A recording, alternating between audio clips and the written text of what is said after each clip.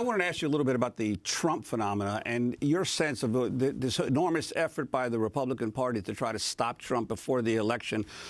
How do you see this strategy developing, and do they have any hope of doing so? I would have said 2 weeks ago that Trump was unstoppable. He was Trumpzilla. He's just crunching through the village, stepping on former governors and senators. He has managed to hurt himself so badly by that abortion gaffe, where you had both the anti-choice people and the pro-choice people all dogpiling him because he finally said in public what many of them say in private, that women should go to jail. Who have abortion. Who have abortion should go to jail. That hurt him.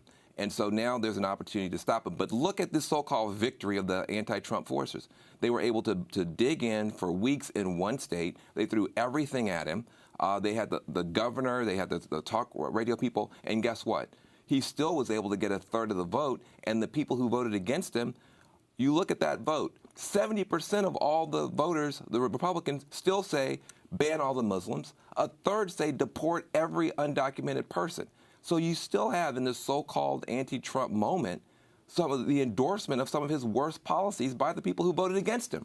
So this is a very, very dangerous authoritarian right-wing party, and we need a much stronger, more coordinated progressive movement to stop it. And I wanted to go to that night on Super Tuesday when you were on CNN as a CNN analyst, debating Jeffrey Lord, a Trump supporter, clashing over Donald Trump's hedging around the Klan leader David Duke's endorsement.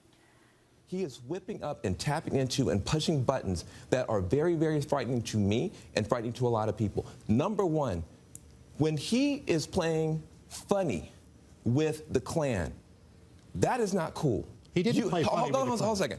I know this man when he gets passionate about terrorism. I know how he talks about terrorism. The Klan is a terrorist organization that has killed... A leftist terrorist organization. You can put whatever label you want. That's your game to play. No, that's your game to play. No, they're not. We're not going to play that game. No, we're not going to play that game. We are going to understand history. No. You need to take a serious look at the fact that this man is playing fast and loose and footsie. When you talk about terrorism, he gets passionate. He says, no, this is wrong. But when you talk about the Klan, oh, I don't know. That's wrong. And then you came on the air. And you said, well, this is just like when Reverend Wright was speaking. Yeah, Reverend Wright never lynched anybody. Reverend Wright never killed anybody. Reverend Wright is an anti-Semite. Reverend Wright never put anybody on a post. And you guys play these word games. And it's wrong to do in America. It's wrong to do. Van Jones, there you are. You're debating Jeffrey Lord, the Trump supporter who's on CNN all the time. What are you thinking about Trump right now? This is the most dangerous development that I've seen in my lifetime. Too many people now say, oh, it's crazy, it's crazy. Quit saying it's crazy. That makes it seem like it's funny. This is dangerous to have a right-wing authoritarian movement. Notice, no amount of racial violence that he whipped up at his rallies slowed him down. None. No amount of racist, xenophobic hatred that he spewed slowed him down. In fact, it lifted him up.